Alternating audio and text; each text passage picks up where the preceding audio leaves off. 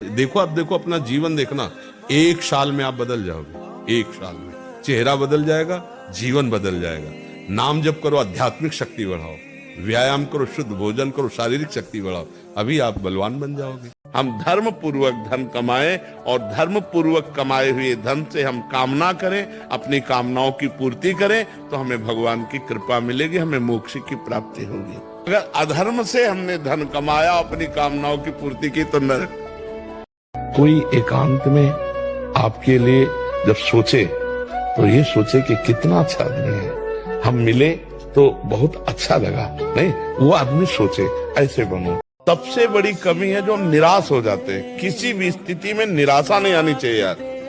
मनुष्य जीवन में किसी भी स्थिति में निराशा नहीं आनी चाहिए। हम फेल हो जाएं, हम हार जाएं, हम घाटे में, हम विपत्ति में, ये सब बनी रहेगी क्या? तो पढ़ाई ही केवल जीवन थोड़ी है, और भी जीने के उद्देश्य है, और भी जीने के रास्ते हैं।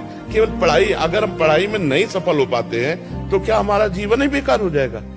बहुत विवेक से हमें जीना है, हमें समाज के लिए जीना है, परिवार के लिए जीना है, हमें और जीने के कई कारण हैं। जीने का क्यों यही नहीं कि हम फेल होते चले गए तो अब क्या करें, शरीर को नष्ट कर दे। बहुत से बच्चे ऐसे करते हैं, बहुत से किसान ऐसा कर लेते हैं, बहुत से व्यापारी ऐसा नहीं करना चाहिए। हमारे जीने के और भी कारण हैं।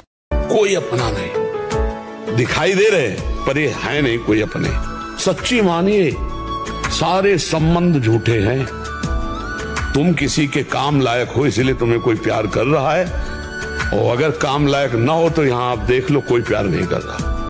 जैसी सोच रखोगे वैसे ही स्थिति आ जाएगी। जैसी स्थिति पाना वैसी सोच रखो, मस्त रहो। विवेकी वही है जो संतुष्ट है इनके नुआ, हर स्थिति में मन को प्रसन्न रखता है। और मन को प्रसन्न वही रख सकता है जिसे भगवान का भरोसा है, और जिसे भगवान का भरोसा है वो आनंद। पिता का पाप कर्म ऐसे पापी पुत्र को जन्म देगा जो जन्म से लेकर के मरण तक उसको नाना प्रकार के दुख ही दुख देगा। पिता का पुण्य कर्म ऐसे पुण्यात्मा पुत्र को जन्म देगा जिसको बचपन से देखते हुए जवानी तक, मरते समय तक हृदय शीतल रहेगा। सब कर्मों का जाल बिछा हुआ है। इस बात से घबरा, फेले तो हो जाएंगे, फिर पढ़ेंगे, फिर पास होंगे। एक ही क्या कि पढ़ लिख करके हमारा जीवन बनेगा? एवं व्यापार करेंगे, किसानी करेंगे, लेबरी करेंगे, घबराना क्या है? भगवान सबको क्षमा नहीं करते, नहीं तो ये सब किसी को कर्म भोग भोगना ही ना पड़े।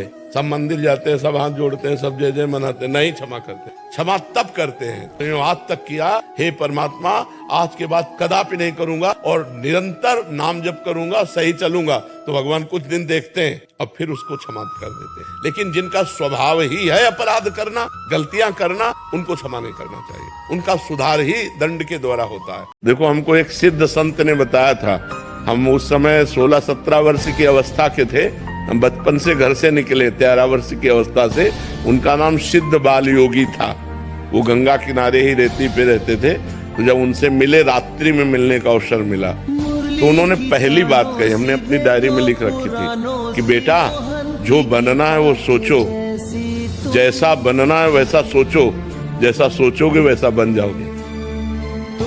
बस हम संतों की बात पकड़े थे, बड़े बड़े महापुरुषों की बातों को डायरी में अपने लिख लेते, तो बार बार रोज पाठ की तरह, जैसा बनना वैसा सोचो, जैसा सोचोगे वैसा बन जाओगे। भगवान प्रसन्न है, इसकी पहचान करनी है। अगर संत समागम मिल गया, भगवान का नाम, यश, गुण, कीर्तन सुनने को मिल रहा है, भगवान हम पे प्रसन्न है।